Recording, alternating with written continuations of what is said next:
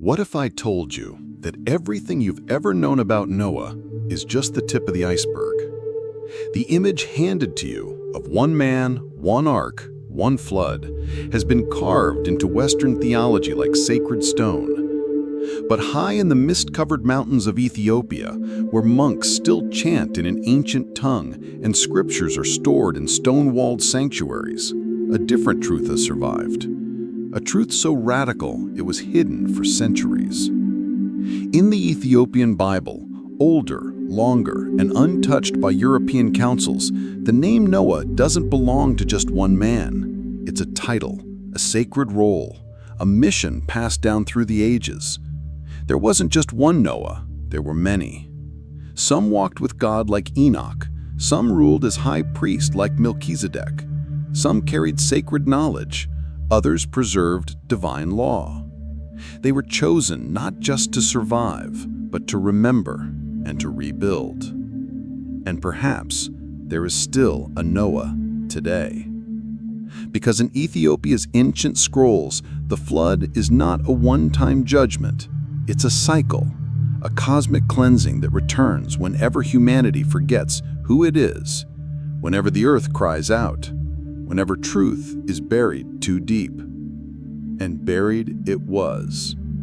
The West dismissed these scriptures as folklore, myth, heresy, but they survived, hidden in Giza manuscripts, guarded by monks, and passed on through sacred memory.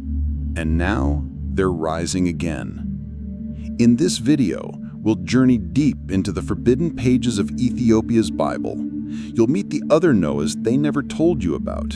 And in the final chapter, you'll discover why Ethiopia may be the last keeper of the Ark of the Covenant, and why this could change everything you thought you knew about sacred history. Stay with us until the end. You don't want to miss what's waiting in Part 5. But first, tell me this in the comments. Do you believe Noah was one man or a timeless mission, reborn across generations? If this mystery stirs something in you, hit like, share this truth with someone who's ready to hear it, and subscribe for more. We've all heard the story. One man, one ark, one flood. That's how the Bible tells it, at least the version most of us grew up with. A man named Noah, chosen by God, builds a giant boat. The rains come, the world drowns, and when the waters finally retreat, humanity begins again. Simple, straightforward, familiar. But what if I told you that in Ethiopia, this story runs much deeper? In the ancient Ethiopian Bible, older and more expensive than the King James, the name Noah isn't always just a person. It's a calling, a mission, a sacred role passed down through generations, like a torch handed from one soul to the next. You see, Ethiopia's sacred texts, written in the ancient Giza language and preserved in monasteries carved into cliffs, speak of multiple Noahs. Not clones, not copies, but people from different times who were chosen for the same divine task, to protect the righteous, preserve sacred law, and guide humanity through judgment. They weren't always shipbuilders. Sometimes they were teachers, or priests, or prophets. One might build a literal ark, another, an ark of knowledge. But the mission? Always the same. One of those ancient books, the Book of Jubilees, says it plainly. Noah was not simply an individual, but a prophetic archetype, a role that reappears when the world needs saving most. And it makes sense, doesn't it? Because history doesn't just happen once. Every generation has its storms, every era its flood. And if evil returns in cycles, shouldn't the guardians of truth return too? Even in Ethiopia's oral traditions, passed down by elders and sung in chants by monks, we hear of those who stood like Noah, before him and after him. Figures who weren't famous, but faithful. Who didn't save animals, but saved something just as precious: memory, morality, meaning. In the West, these stories were dismissed, forgotten, sometimes deliberately erased. But Ethiopia remembered. Because in their view, Noah is not just a man in history, he's a pattern, a prototype, a sacred flame that never goes out, just changes hands. And in a world that feels like it's drowning once again, maybe that torch is about to pass to someone new. Because if Noah is a mission, the real question is, who's next? And that's exactly what we'll explore right after this. If Noah was more than a man, then surely others must have worn the same mantle. And they did. Long before the ark was built, there was Enoch, a man who didn't survive the flood because he saw it coming. The Ethiopian Bible holds the Book of Enoch as sacred, while the West erased it. In that book, Enoch is a prophet, a visionary. He walks with God, he speaks with angels, he writes down the secrets of heaven and the fate of fallen watchers. Enoch didn't build an ark of wood, he built an ark of wisdom, a vault of spiritual knowledge passed down before the world was washed clean. He was, in many ways, the first Noah, warning humanity before the storm hit. And then came Shem, Noah's own son. But in Ethiopia's tradition, Shem doesn't just inherit land, he inherits the covenant. He becomes a priest, a guide, and it's through Shem that a mysterious figure emerges, Melchizedek. Melchizedek appears only briefly in the Western Bible, just a few lines, but in Ethiopian texts and ancient Hebrew tradition, he's a giant, a king, a high priest without genealogy, a man of mystery who blesses Abraham and receives offerings as if he were divine. The Psalms say it best, "You are a priest forever in the order of Melchizedek," Psalm 110 verse 4. Some traditions even claim Melchizedek was Shem reborn into a sacred role, a living embodiment of righteousness, a Noah for a new age. But here's something the West almost never talks about. Not all keepers of the covenant were men. In Ethiopia, among the scrolls and chants and sacred songs, there are whispers of women who remembered, women who preserved the oral law, women who guarded the sacred fire when men went silent. In the highlands of Lake Tana, oral histories speak of female guardians, elder women entrusted with preserving the holy words in times of war, exile, and silence. Some were mothers of priests, others were prophetesses in their own right, and though their names may be forgotten in modern theology, they were essential, because truth doesn't always survive in ink. Sometimes it survives in memory. So yes, Enoch warned, Shem carried, Melchizedek ruled, but it was the women, unseen, unnamed, who kept the flame lit in the dark. And that raises a deeper question. If these sacred roles reappear throughout history, if knowledge and righteousness return again and again, then maybe the flood wasn't just a punishment. Maybe it was part of a cosmic rhythm. And that's where we're heading next. When we hear the word flood, we often think of an ending, one moment in time, a story in the past, water falling, mountains drowning, a lone boat floating on endless waves. But in the sacred vision of Ethiopia, the flood isn't just a memory. It's a pattern, a rhythm, a warning that repeats itself through time. In the Western world, time moves in a straight line, from creation to judgment, from beginning to end. But Ethiopia holds to a different truth, one that is older, one that speaks in circles, not arrows. Their calendar, unlike ours, has 13 months. It's based not just on the sun, but on ancient Hebrew cycles, blending cosmic order with divine symbolism. It reflects a worldview where history returns, not just moves forward, where souls come back, where roles like Noah are reborn, and where floods happen again. In this vision, the flood isn't just a one-time punishment, it's a cleansing, a sacred restart when the earth becomes too heavy with injustice, when the cries of the innocent reach heaven, when truth is buried so deep it must be unearthed by divine force. And that force, sometimes, is water. But water is only the surface. A flood can be war. A flood can be fire. A flood can be forgetting who we are. The Ethiopian texts don't just describe one Noah surviving one storm. They speak of Noahs appearing in every age, guardians who rise when the world drowns in greed, violence, or pride, who carry the law, the wisdom, the memory through the floodwaters of their time. And this isn't just spiritual poetry. It matches something we see all around us. Cultures from every corner of the earth, Sumer, India, China, the Americas, all carry ancient stories of floods. Not just one, but many.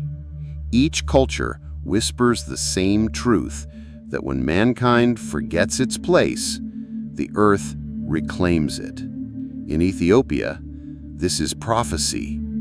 It's not if the flood comes, it's when. And more importantly, it's who will rise to carry the torch. And maybe we're in one of those moments right now.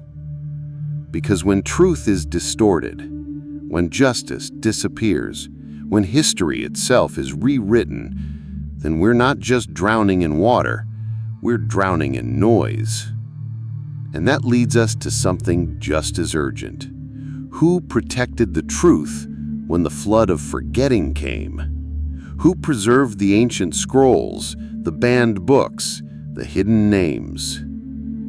We'll find the answer deep in the stone libraries of Ethiopia. There's a reason why so much of this story has been forgotten. Because while Europe built cathedrals, it also built fire. While it preached salvation, it burned books. During the councils and conquests that shaped the Western Bible, dozens of sacred texts were cast aside, called apocryphal, heretical, even dangerous. They were removed, rewritten, or buried, not because they lacked truth, but because they didn't fit the empire's version of it. But in the highlands of Ethiopia, those stories lived on. They weren't burned, they were carved into stone. In remote monasteries perched on cliffs, some only reachable by rope, others hidden in caves lit by oil lamps, generations of Ethiopian monks became guardians of a different Bible, a Bible with up to 88 books, many of which the West discarded long ago.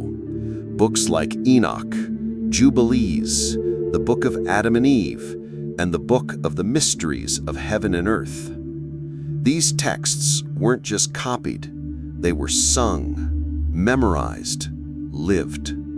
At Debre, Libanos, one of Ethiopia's most revered monastic centers, monks still chant in the ancient Ge'ez language, unchanged for centuries. Further north, at Lake Tana, dozens of island churches hold libraries where scrolls lie untouched by time, wrapped in cloth, guarded by priests who see their work not as scholarship, but as worship. And in places like Aksum, where the Ark of the Covenant is believed to rest, scripture and memory blend. Ethiopia became a vault, not just of pages, but of purpose. These monks weren't academics. They were spiritual archivists, and their work preserved what others destroyed.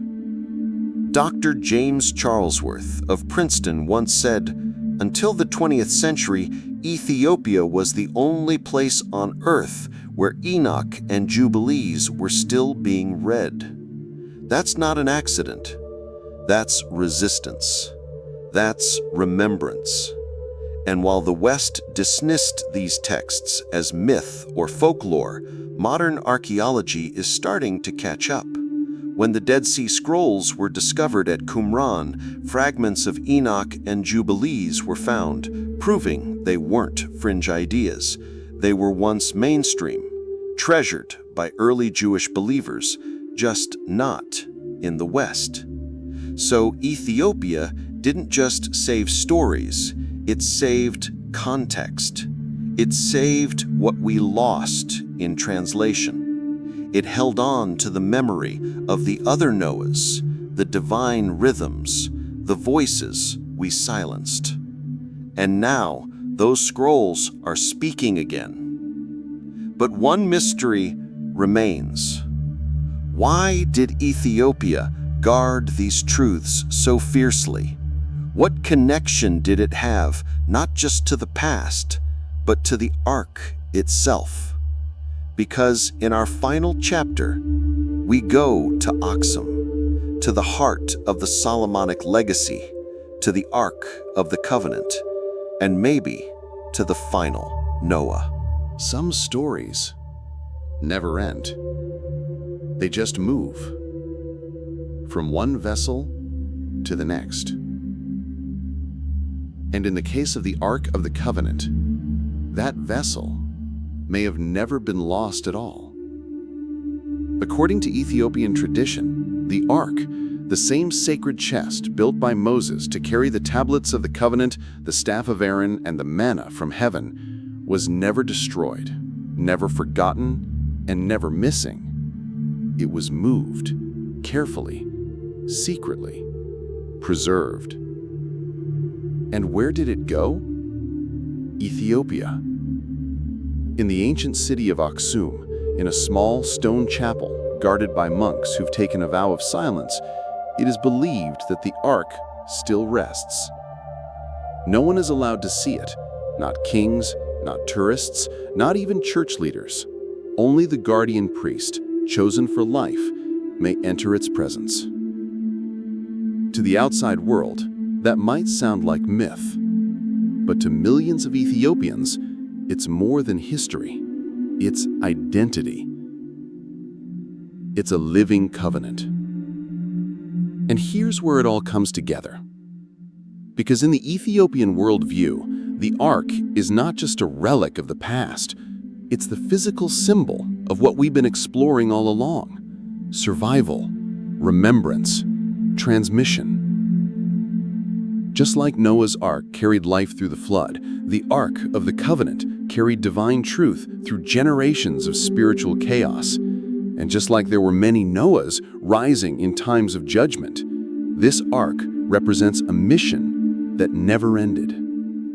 Ethiopia, through its independence, its sacred texts, its oral traditions, and its refusal to conform to Roman Christianity, became the final stronghold of this covenant. It preserved not just a box, but a calling, a reminder that the sacred doesn't need a throne or a temple to survive. Sometimes, all it needs is a mountain, a monastery, and a people who remember. And maybe that's why Ethiopia's version of the story was pushed to the side. Because it didn't just preserve history, it challenged the monopoly on meaning. If the Ark is in Ethiopia, if the books are there, if the covenant continued, not in Rome, but in Aksum, then maybe the center of sacred history was never where we thought. Maybe it shifted. Or maybe it was always here. So what do we do with this? We listen. We look again. And we remember that truth doesn't always survive in power. Sometimes it survives in silence. And if Noah was a mission, if the flood is a cycle, and if the Ark is still here, then maybe, just maybe, you are part of that covenant too.